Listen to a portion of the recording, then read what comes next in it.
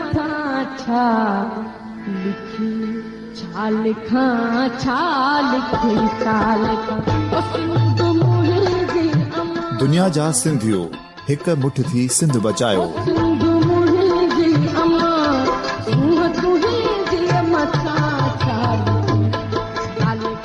सिंध जो क़ौमी आवाज़ radio voice of Sindh London.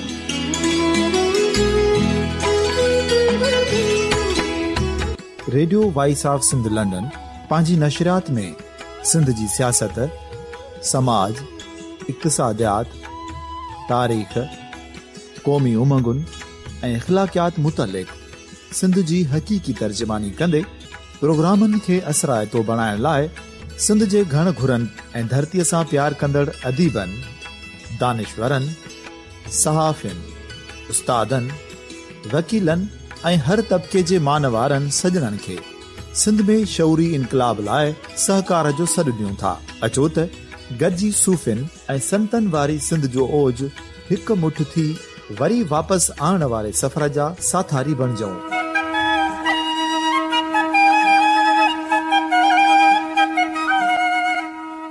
हिकु नए सुबुह जी शुरूआत जो पड़ाॾो घर घर, ॻोठ ॻोठ ऐं शहर शहर ताईं पहुचायो। शाल सिंध आबाद ऐं ख़ुशहाल थिए, सिंधी माण्हू सुखियो ऐं सताबो थिए।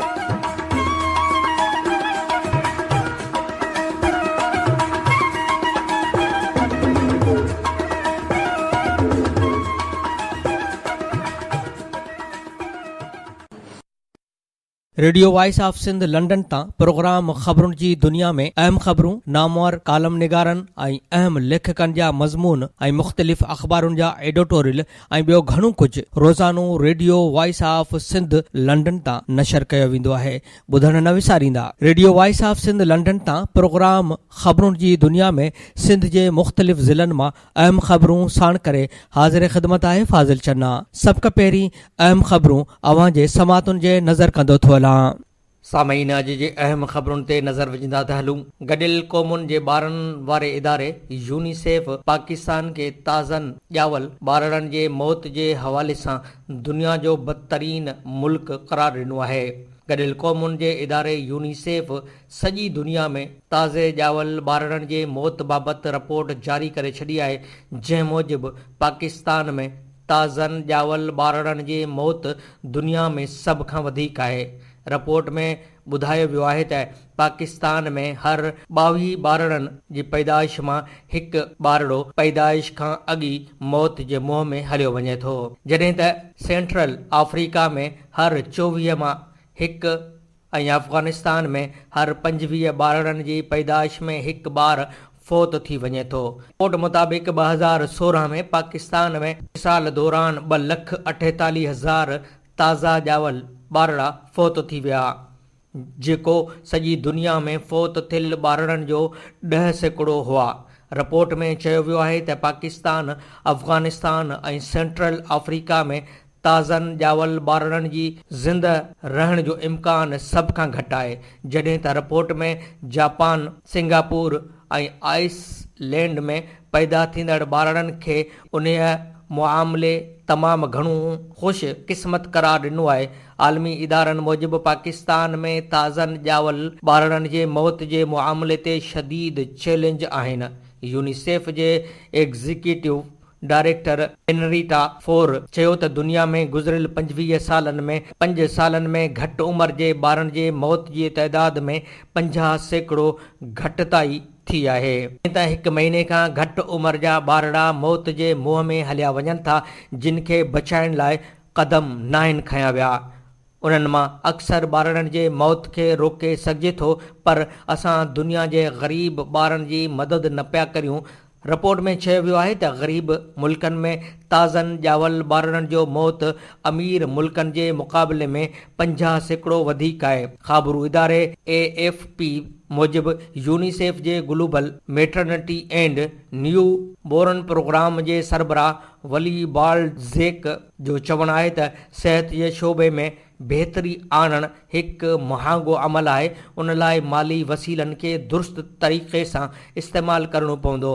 रिपोर्ट में ॿुधायो वियो आहे त पाकिस्तान में 2014 जे अंग अखरनि मूजिबि 10,000 माण्हुनि लाइ 14 ऐं तिबी माहिर मौजूदु हुआ, जॾहिं त अफ़गानिस्तान में इहा तइदाद 7 हुई। हिन चयो त मावरूं ताज़नि ॿारड़नि खे गरम कपिड़े में वेढ़ीनि, पंहिंजे जिस्म सां उन्हनि खे गरमाइश ॾियनि ऐं पंहिंजो खीर पीआरीनि। इहो ॿारड़नि जी बका लाइ इंतिहाई अहम आहे। मिठीअ मां बि असां वटि ख़बर आहे त पाकिस्तान तहरीक इंसाफ़ पारां मिठीअ जे मक़तूल वापारी भाउरनि दिलीप कुमार ऐं चंदुर महेश्वरीअ जा कातिल 1.5 महीनो गुज़रण बावजूदु गिरफ़्तार न थियण ख़िलाफ़ नेशनल बैंक खां थर अमुन रैली कढी कश्मीर चौक ते केतिरा ई कलाक धरणो हयो वियो। उन मौक़े ते PTI जे सूबाई अॻवान अयूब शर जे अॻवानीअ में निकितल रैलीअ में सवें कारकुननि SSP हटायो, थर बचायो, वापारियुनि जा कातिल आज़ाद छो, गोड़ाणो डैम नामंज़ूर जा नारा हणी शहर जो गश्त कयो। उन मौक़े ते अयूब शर, जयप्रकाश ओकराणी, खान साहब अकबर पली, फ़कीर इरशाद कुंभार, अमीन संग्रासी, भूरोमल कोहली, प्रदीप मेघवाड़, अब्दुल गनी राहिमो ऐं ॿियनि ख़िताब कंदे चयो त मिठीअ जे मक़तूल वापारी भाउरनि जा कातिल पुलिस ऐं मक़ामी चूंडियल नुमाइंदनि जे पनाह में आहिनि, जेके कातिलनि ऐं सहूलतकारनि खे बचाइण लाइ बेगुनाह अवाम जूं गिरफ़्तारियूं करे क़तल केस जे आड़ में कारोबार करे रहिया आहिनि।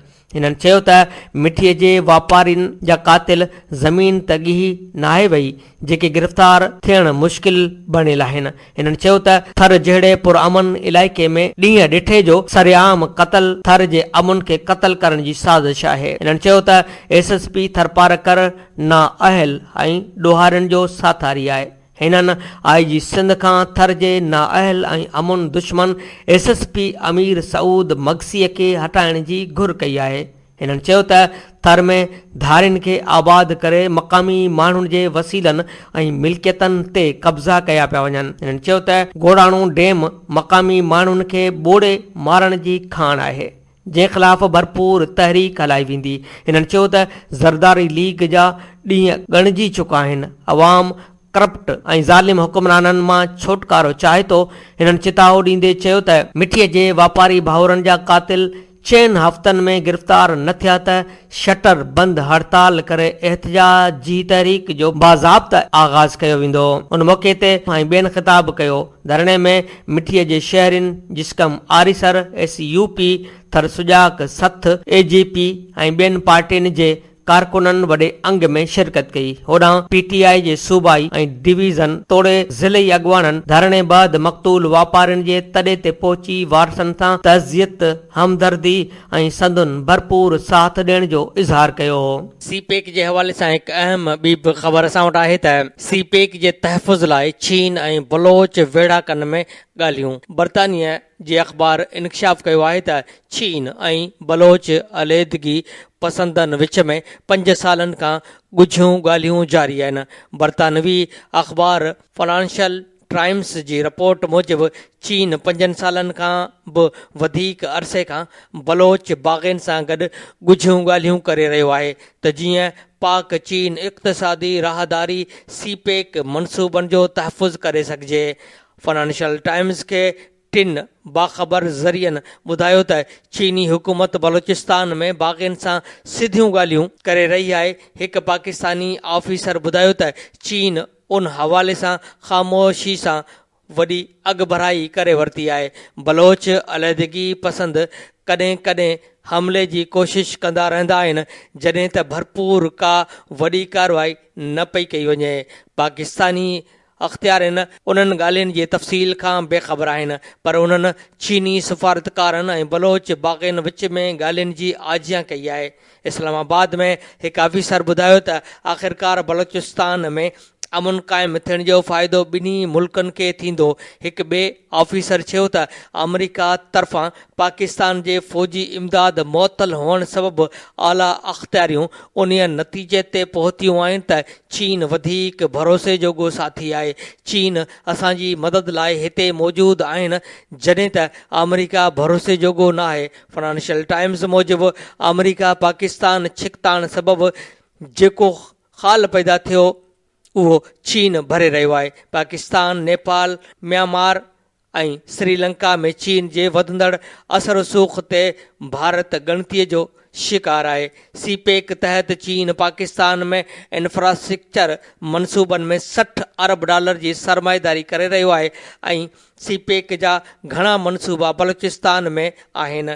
कुझु तजज़िया निगारनि जो चवणु आहे त जेकॾहिं चीन पाकिस्तान में फ़ौज मुक़ररु न करण जो वाइदो कयो आहे, पर वॾी सरमाएदारीअ जे नतीजे में मुमकिन आहे त चीन पाकिस्तान सां मातहत रियासत जहिड़ो सलूक शुरू करे छॾे।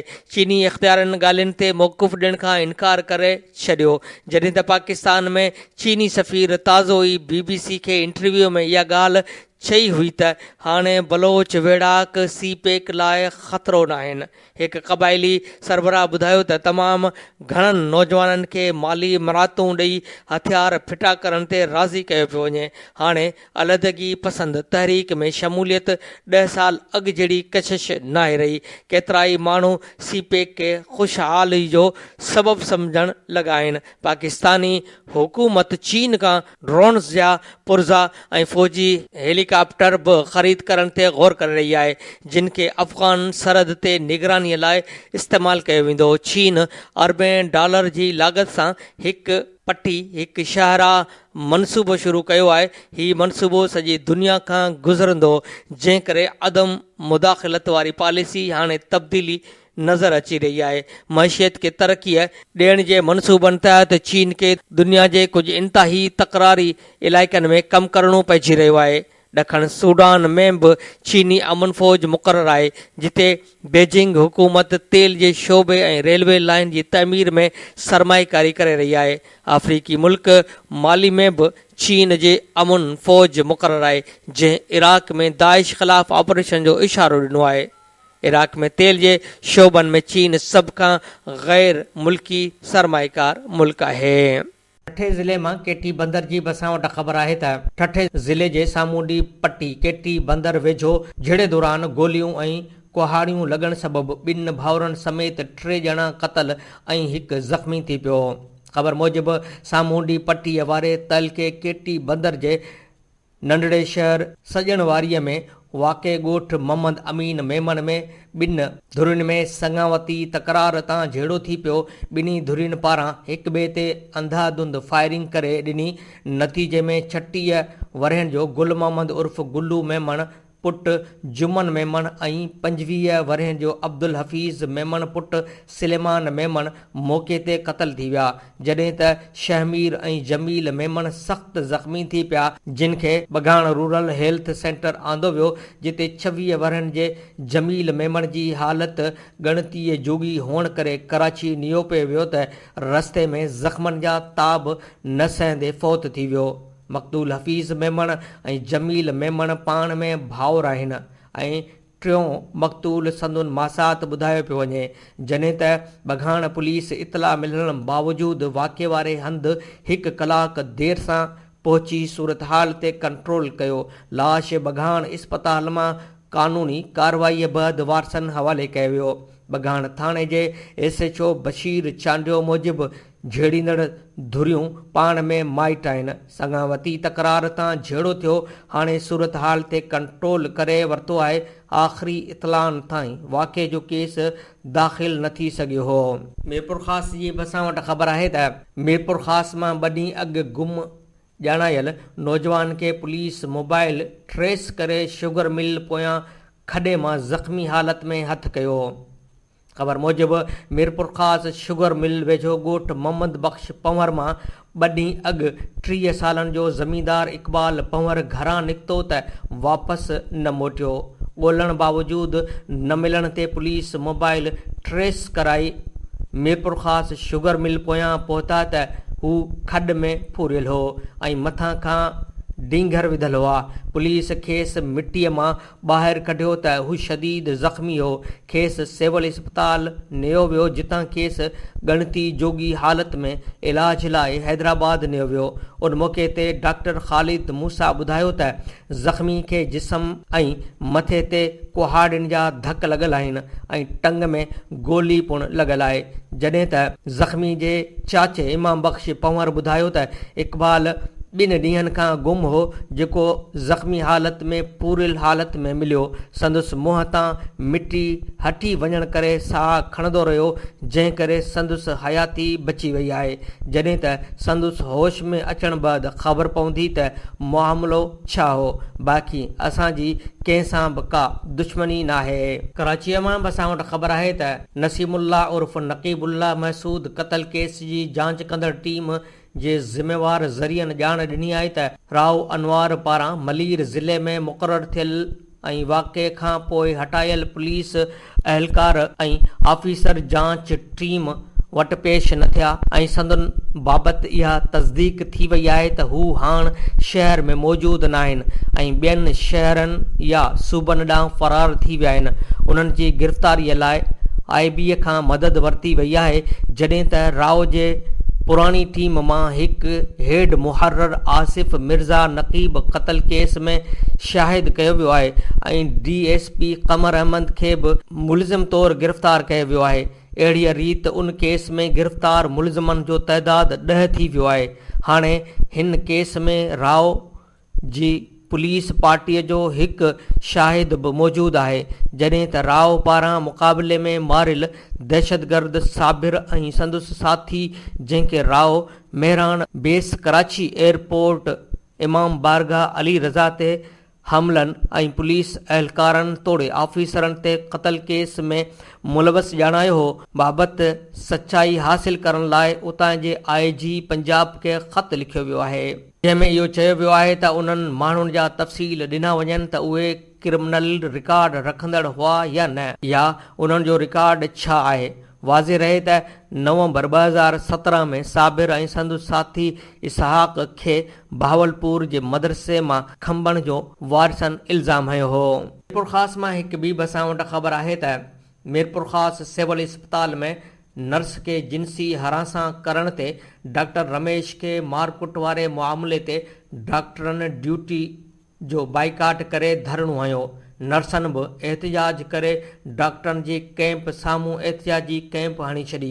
मीरपुर ख़ासि सिविल इस्पताल में डॉक्टर पारां नर्स खे जिन्सी तौरु हरासा करण वारे मामले ते डॉक्टर ते नर्सनि जे हमले बैदि पुलिस पारां केस दाख़िल न करण ते पाकिस्तान मेडिकल एसोसिएशन जे सॾ ते डॉक्टरनि OPD जो बाइकाट करे सिविल इस्पताल जे गेट ऐं सिविल सर्जन जे ऑफिस अॻियां एहतिजाजी धरणो हयो, जॾहिं त नर्सनि ऐं पैरामेडिकल स्टाफ पारां एहतिजाजी रैली कढी डॉक्टरनि जे कैंप साम्हूं कैंप हणी एहतिजाज कयो। PMA जे सदर डॉक्टर हुसैन मरी ऐं डॉक्टर अफ़ज़ल चयो त डॉक्टर रमेश खे ॿाहिरीं माण्हुनि हमिलो करे ज़ख़्मी कयो। पुलिस केस नथी वठे जेसिताईं डॉक्टरनि खे तहफ़ुज़ नथो मिले, एहतिजाज जारी रहंदो। ॿिए तरफ़ यंग नर्सिंग एसोसिएशन सिंध जे सदर एजाज़ कलेरी गुलनाज़ ऐं ॿियनि चयो त कमेटी खे नथा मञूं।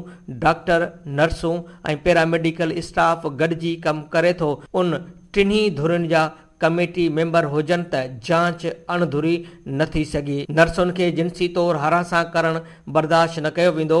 DG सिहत पारां जोड़ियल कमेटी डायरेक्टर सिहत मीरपुर ख़ासि डॉक्टर उमर हिंगोर जो DHO doctor Hemraj Rathi, doctor Umar Kaka, doctor Fauzia Shah, health education officer Sakina ते मुश्तमिल कमेटी जांच शुरू करे छॾी। मुख़्तलिफ़ अमलदारनि खां बयान वरिता विया, जॾहिं त सिविल सर्जन जे जोड़ियल कमेटीअ जे सरबराह डॉक्टर सईद जांच रिपोर्ट सिविल सर्जन खे जमा कराए छॾी, जंहिंमें ॿिन्ही धुरियुनि खे ॾोही क़रार ॾिनो वियो। एहतिजाज ख़तमु करण लाइ धुरियुनि जे नुमाइंदनि जी ॻाल्हियुनि बैदि एहतिजाज जी कैंपूं ख़तमु कई वयूं। ज़रियनि खां मालूम थियो आहे त डॉक्टर रमेश मामले खे ख़तमु करण लाइ लिखत में माफ़ी वठण जी बि ऑफर कई, जंहिं ते नर्स रीमा इनकार कयो ऐं चयो त पहिरीं डॉक्टर रिलीव कयो ऐं अॻुवाणनि सां ॻाल्हियूं कयूं वञनि। एहतिजाज सबबि मरीज़ सख़्तु परेशान रहिया, मजबूरन प्राइवेट इस्पताल ॾांहुं रेफर थी विया। मुतासिर नर्स रीमा चयो त सिविल सर्जन जे कमेटीअ जी रिपोर्ट बाबति ॿुधो आहे त हिननि मूं ऐं डॉक्टर ॿिन्ही खे ॾोही क़रार ॾिनो आहे, पर जांच कंदड़ डॉक्टर सईद जेको डॉक्टरनि जी एहतजाज जी अॻुवाणी पियो करे उहो कहिड़ी रिपोर्ट ॾींदो। अणधुरी जांच थिए बाक़ी मूंखे मिनथूं करे साज़िशनि में शरीक करण जूं कोशिशूं थियनि पियूं। बि असां वटि ख़बर आहे त वाटर कमीशन जो सरबराह अमीर हानी मुस्लिम थरपारकर पहुची वियो। नवकोट लॻ थरपारकर जे मुख़्तलिफ़ शहरनि खे पाणी मुहैया कंदड़ ऋण शाख ते क़ाइमु तलाउनि ऐं मिठीअ में एशिया जो सभ खां वॾो क़रार ॾिनल मिस्री शाह भिट जे आरो प्लांट जो मुआइनो कयो। उन मौक़े ते शहरीन ऐं आबादगारनि ऋण शाख में 2 महीननि खां पाणी बंदि हुजणु, पुछड़ीअ में कलोई ताईं 1 साल खां पाणी न पहुचणु तोड़े मिठी, छाछरो, डीपलो, इस्लाम कोट, नंगर पारकर ऐं ॿियनि शहरनि में पीअण जे पाणीअ जी शदीद खोट ते एहतजाज कंदे लाॻापियल खातनि जे ऑफिसरनि ख़िलाफ़ शिकायतुनि जा ढेर लॻाए छॾिया। छाछरो टाउन चेयरमैन कमरुद्दीन राहिमू पाणी कमीशन जे सरबराह आॾो दाहींदे चयो त आऊं मुख़ालिफ़ धुर जो चेयरमैन हुजण करे सिंध हुकूमत जे मकानी खाते मंझां फंड बंदि करे पाणी स्कीमनि जे थियल NIT बि रोकराए छॾी आहे। छाछरो में रोज़ 1 लख गैलन पाणी घुर्बल आहे, पर असांखे आरो प्लांट मां घुर्बल पाणी नथो मिले। उन करे पाणीअ जो शदीद बहरान आहे। उन मौक़े ते कमीशन सरबराह पाक ओसियस कंपनीअ खे रोज़ानो 30,000 गैलन पाणी ॾियण ऐं सेक्रेटरी लोकल गवर्नमेंट खे छाछरो जा फंड ऐं NIT बहाल करे पीअण जे पाणीअ खे यकीनी बनाइण जी हिदायत कई। साॻी वक़्तु मिठी जे आरो प्लांट जे इंतिज़ामिया खे शहरियुनि लाइ घुर्बल पाणीअ जी फ़राहमी यकीनी बनाइण जी हिदायत कई ऐं सेक्रेटरी आपाशी खे ऋण शाख जे पूछड़ीअ ताईं पाणी पहुचाइण जो हुकुम कयो। उन मौक़े ते अमीर मुस्लिम हानी ॻाल्हाईंदे चयो आहे त पीअण जो साफ़ पाणी हर माण्हूअ जो बुनियादी हक़ आहे जेको हर माण्हूअ खे मिलणु घुरिजे। पाणी कमीशन सरबराह DC थरपारकर ऐं आपाशी अमलदारनि खे ऋण शाख तां फ़ौरन हद दख़लियूं हटाए पाणी कलोई ताईं पहुचाइण जो हुकुम ॾिनो ऐं चयो त छा पूछड़ीअ जा माण्हू लॾे वञनि, उन्हनि जो पाणीअ ते को हक़ नाहे। अमीर हानी मुस्लिम गुल मोरिया ऋण शाख मां 1 करोड़ गैलन साफ़ पाणी पीअण लाइ पाइप ज़रिए मिठी शहर खे फ़राहम थींदड़ पाणीअ जे प्लांट जो दौरो कंदे कयो। उन मौक़े ते DC थरपारकर डॉक्टर हफ़ीज़ सियाल ऐं चेयरमैन म्यूनिसिपल मिठी डॉक्टर मनोज कुमार मलाणी संदसि इस्तक़बाल कयो। उन मौक़े ते जस्टिस अमीर हानी मुस्लिम पब्लिक हेल्थ जे चीफ इंजीनियर ऐं पाक ओसिस कंपनीअ इंचार्ज खे हिदायत कई त वाटर टैंक मिठीअ सां गॾु आरो फिल्टर प्लांट लॻाइण जी रिपोर्ट 15 ॾींहंनि अंदरि ॾिनी वञे त जीअं अवाम खे साफ़ पाणी पहुचाइण में बहितरी आंदी वञे। उन बैदि जस्टिस मिठी शहर में वाक़िए एशिया खंड जे सभ खां वॾे आरो प्लांट जो दौरो कयो। उन मौक़े ते हिन चयो त हीउ आरो प्लांट टारगेट मूजिबि 5 लख गैलन रोज़ानो पाणी फ़राहम न करे रहियो आहे। उन सिलसिले में कोशिश कई वञे टारगेट मूजिबि माण्हुनि खे पीअण जो साफ़ पाणी फ़राहम कयो वञे।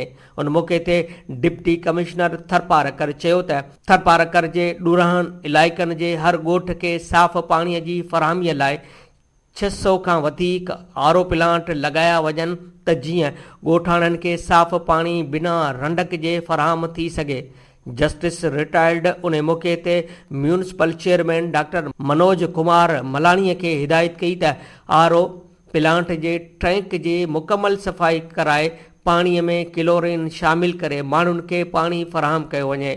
उन मौक़े ते वाटर कमीशन केस जे पोइवारी कंदड़ एडवोकेट शुहाब ओस्तो चयो त टैंक मां पाणीअ जा टैंकर भरण ते पाबंदी लॻाई वञे ऐं बिना क्लोरीन जे कंहिंखे बि पाणी न ॾिनो वञे। उन मौक़े ते एडवोकेट शुहाब ओस्तो, सेक्रेटरी आपाशी Jamal Mustafa Syed, secretary local Mohammad Ramzan, doctor Murtaza, doctor Saeed Ahmed Qureshi, DC doctor Hafeez Sial, registrar Sindh high court Ghulam Mustafa Channa, district and session जज थरपारकर जमशेद अहवान, सिविल मजिस्ट्रेट अब्दुल कादिर खोसो ऐं सियासी समाजी अॻुवान माण्हू मौजूदु हुआ। ॿिए तरफ़ उमरकोट में पिटिशनर शुहाब ओस्तो सहाफ़ियुनि सां ॻाल्हाईंदे चयो त पाणी कमीशन जुड़ण खां पोइ माण्हुनि खे कुझु बहितर ऐं पीअण लाइक़ु पाणी मिलणु शुरू थियो आहे, जॾहिं त हिन खां अॻु में शहरियुनि खे ज़हरीलो पाणी पीआरियो वेंदो हो। उमरकोट वारनि खे साफ़ पाणी मिलणु शुरू थियो आहे ऐं उमरकोट जे बहिराड़ी वारनि इलाइक़नि खे साफ़ पाणी ज़रूरु फ़राहम थींदो, पर उन में थोरो वक़्तु लॻंदो।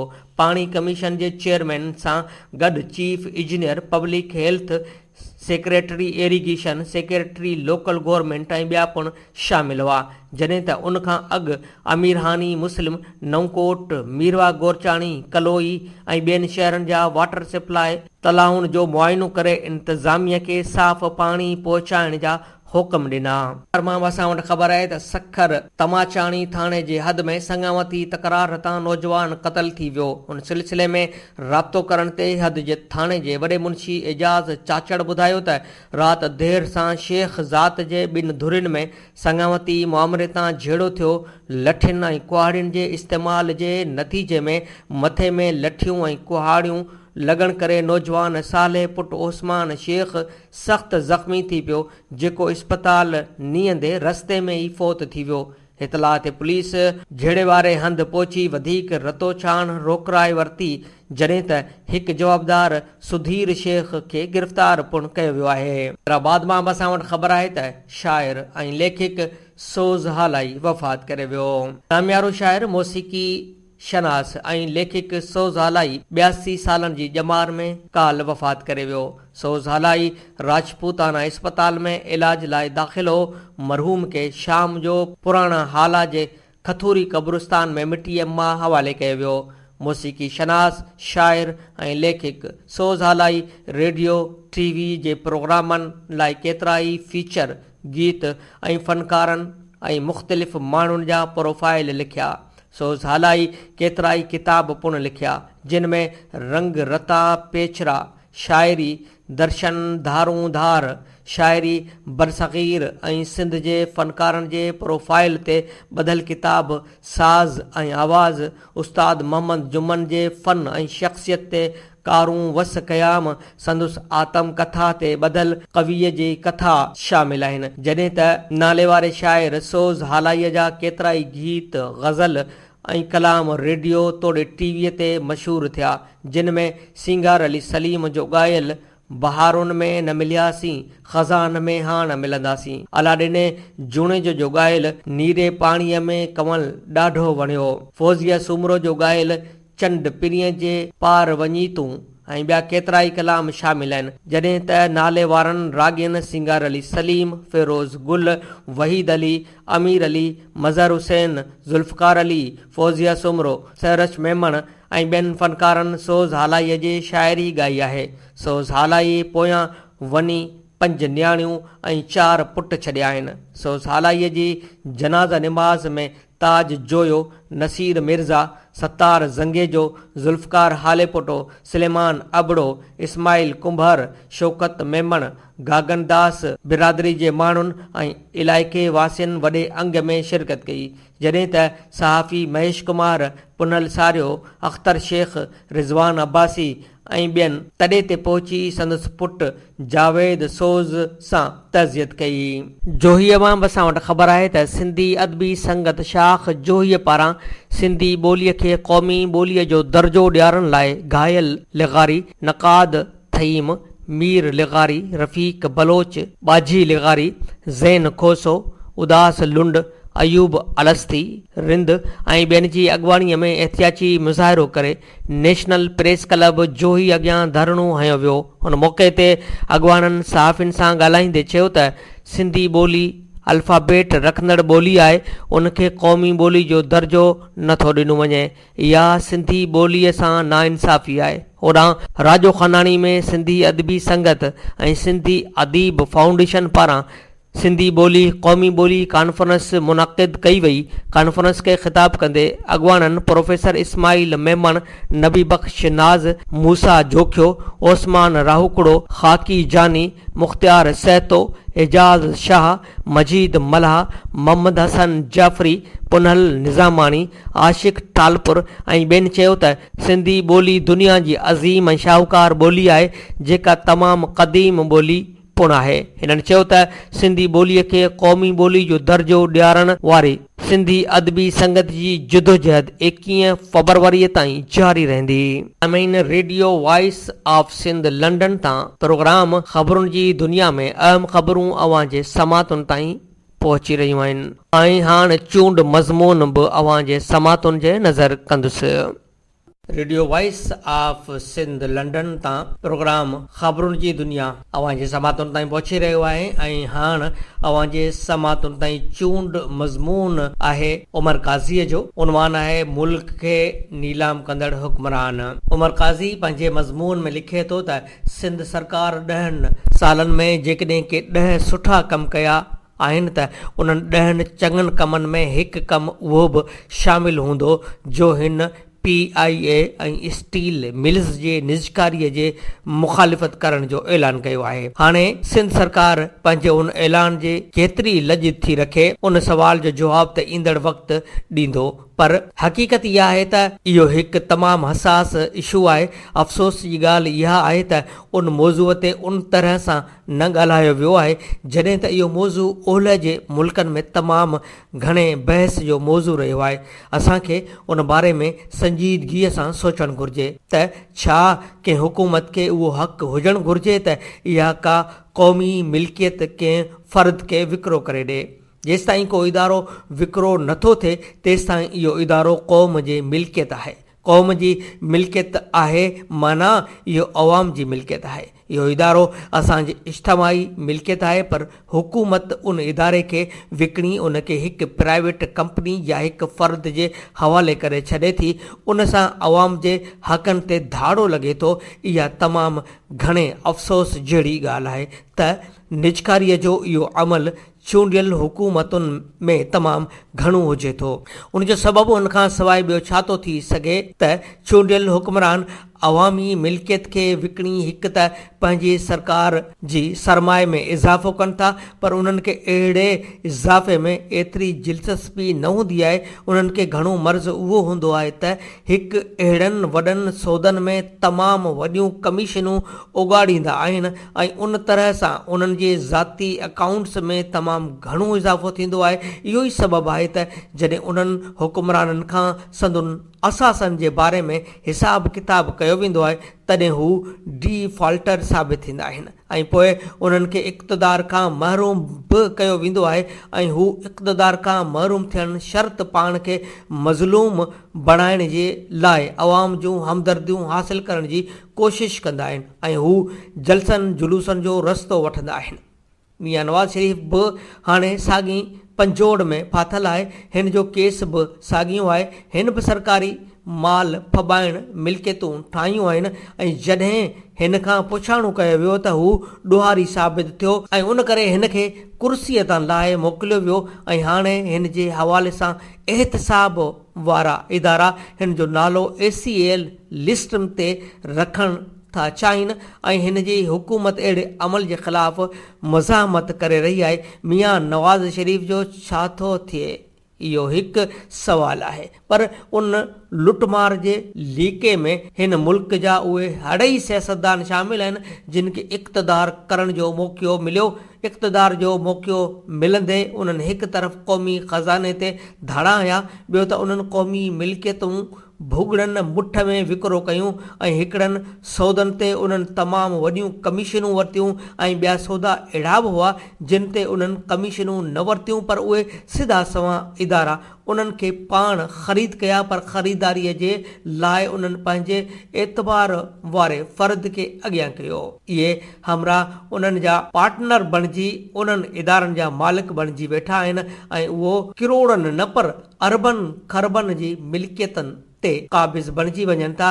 इहे इदारा जेके पहिरीं क़ौमी मुल्कियत हुजण सबबि पंहिंजे रवैये में कुझु अवाम दोस्त हुआ ऐं उन्हनि जो रवैयो आम माण्हूअ जे तरफ़ क़ानूनी तौर ते कुझु बहितर हो, पर जॾहिं इहे इदारा विकिरो कया विया तॾहिं उन्हनि जे प्राइवेट मैनेजमेंट अचणु शर्त उन्हनि इदारनि मां हिकु त मुलाज़िमनि खे वॾे पैमाने ते नौकरियुनि खां महरूम कयो वियो ऐं ॿियो त उन्हनि जा रवैया तमामु घणा अवाम मुख़ालिफ़ बणिजी विया ऐं उन्हनि इदारनि हिकु त अवाम जे हिकु हिसे खे बेरोज़गारीअ जे बाहि में उछलायो ऐं ॿियो त उन्हनि अवाम लाइ पंहिंजे जिन्स खे तमामु घणो महांगो करे छॾियो। अहिड़ीअ रीति अवाम ॿिटी मुसीबत में आहियो। इहा ॻाल्हि हवाई न आहे, पर तमामु घणा मिसाल पेश करे सघजनि था त कहिड़ी रीति अहम इदारा निजकारीअ जे वर चाढ़े अवाम जे लाइ सूरनि जो सामान पैदा कयो वियो। असां जेकॾहिं सिंध जी गादीअ वारे ऐं मुल्क जे तमामु वॾे शहर कराचीअ जे बिजलीअ लाइ इदारे जो मिसाल वठूं त असांजे आॾो हर शइ वाज़े थी वेंदी। कराचीअ जो शहर उन वक़्तु बि रोशनियुनि जो शहर हो जॾहिं KEC क़ौमी मिल्कियत में हुई, पर उन कंपनीअ खे नीलाम कयो वियो ऐं जॾहिं उहा कंपनी नीलाम थी तॾहिं उन कंपनीअ सभई मुलाज़िमनि खे नौकरियुनि खां महरूम कयो। KEC जे निजकारीअ सबबि हिकु त सभई ख़ानदान बेरोज़गारीअ जे बाहि में सड़ी रहिया ऐं ॿियो त KEC जे जाइ ते जेको नओं नालो अवाम जे आॾो आयो उहो आहे KE यानी कराची इलेक्ट्रॉनिक ऐं उन इदारे जहिड़ीअ रीति हिन शहर जे इंसाननि जी ज़िंदगियुनि खे मसइलनि जे आड़ा हवाले कयो आहे उन जी कैफ़ियत खां सिर्फ़ु कराचीअ वारा वाक़ुफ़ आहिनि। हाणे बि ईअं थींदो जेकॾहिं वफ़ाक़ी हुकूमत पंहिंजे होड तां न लथी ऐं उन कंहिं तरह सां PIA ऐं स्टील मिल्स खे नीलाम कयो ऐं उन सिलसिले में सिंध सरकार कुझु बि न करे सघी त पोइ इहो तमाशो पूरी दुनिया ॾिसंदी त स्टील मिल्स जा उहे मुलाज़िम जेके देर सवेर सां पंहिंजूं पघारूं खणनि था, पंहिंजे घर जो गाॾो हलाइनि था, से वॾे पैमाने ते नौकरियुनि खां महरूम कया वेंदा ऐं मुल्क जी मार्केट में लोह जूं क़ीमतूं बि तमामु घणियूं चढ़ी वेंदियूं। इहो थींदो ऐं इहो अणटण आहे, छो त पाकिस्तान छा पूरी दुनिया में उहो कुझु थींदो रहियो आहे ऐं पूरी दुनिया में अवाम निजकारीअ सबबि सूर सठा आहिनि, हिते बि उहो कुझु थींदो। उन करे असांखे अहिड़े अमल जी भरपूर मुख़ालिफ़त करणु घुरिजे, छो त कंहिं बि हुकूमत खे उहो हक़ ॾेई नथो सघिजे त इहा अवामी मिल्कियत जे मथां धाड़ा आणी ऐं क़ौमी असासनि में वाधारो आणण बदिरां उन में घटिताई आणे। उन अमल जी को बि अवाम दोस्त ऐं जमहूरी पसंदि इंसान बर्दाश्त नथो करे सघे। स्टील मिल्स जे बारे में असांखे मालूम हुजणु घुरिजे। इहो इदारो शहीद ज़ुल्फ़कार अली भुट्टे खे रूस जे सोशलिस्ट हुकूमत तोहफ़े में ॾिनो हो ऐं उन इदारे क़ाइमु थियण सां अवाम जो तमामु वॾो अंग रोज़गार सां लॻो हो ऐं उन तरह सां मुल्क में मज़दूर तबिको पैदा थियो हो, पर उन इदारे खे करप्शन सबबि तबाह ऐं बर्बाद कयो वियो। इहो इदारो छो तबाह आहे? इहो इदारो करप्शन सबबि तबाह आहे ऐं जंहिं इदारे खे लुटियो ऐं फुरियो आहे तंहिंखां लुटियल पैसो वठी हिन इदारे खे पंहिंजनि पेरनि ते बीहारण जे लाइ होशियार ऐं ईमानदार मैनेजमेंट जे हवाले करण बदिरां उन इदारे खे वरी कंहिं सरमाएदार जे हवाले करण जूं तयारियूं ऐं ऐलान थी रहिया आहिनि। मुल्की हवाई सफ़र वारे कंपनी ऐं PIA जो बि साॻियो हाल आहे। जॾहिं कुझु वक़्तु अॻु PIA खे विकिरो करण जो कमु तमामु घणो तेज़ थियो हो तॾहिं उन जे ख़िलाफ़ भरपूर एहतिजाज थियो हो ऐं उन एहतिजाज में गोलियूं बि हलियूं हुयूं ऐं रत बि वियो हुयो। उन खां पोइ हुकूमत पोइ ते हटी वई। हाणे लॻे थो त सरकार परदे जे पोयां PIA जे यूनियन सां साज़ बाज़ करे वरिती आहे।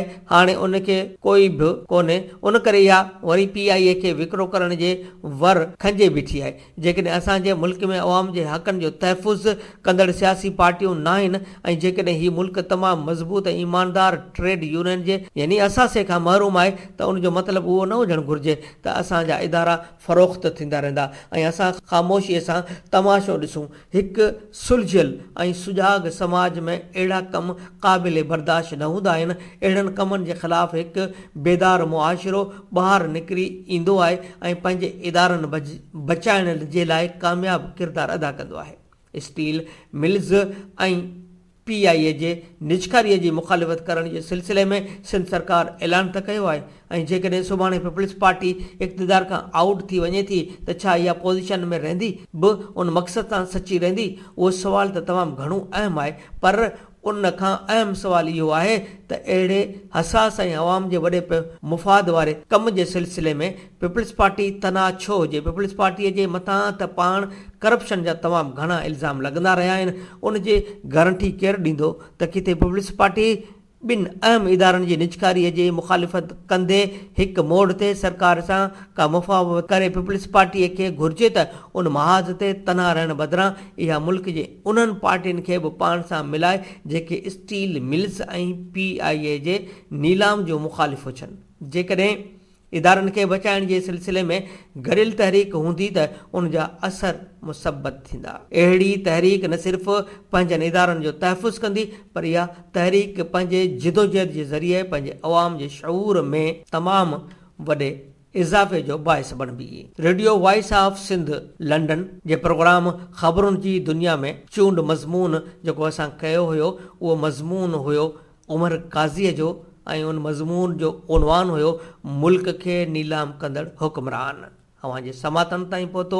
हाणे प्रोग्राम ख़बरुनि जी दुनिया जो वक़्तु पुॼाणी ते ॿिए बुलेटिन ताईं फाज़िल चन्ना खे ॾींदा इजाज़त। अल्लाह निगहबान। अवां जी समातुनि ताईं radio voice of Sindh London